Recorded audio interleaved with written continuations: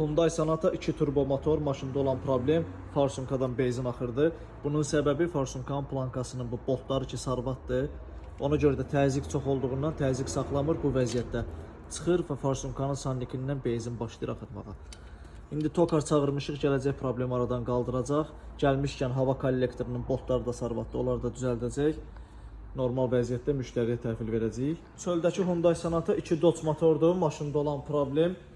Maşın tixidə, svetoforda, probkada qalanda sönmə problemi idi. Kollektordan hava çəkirdi.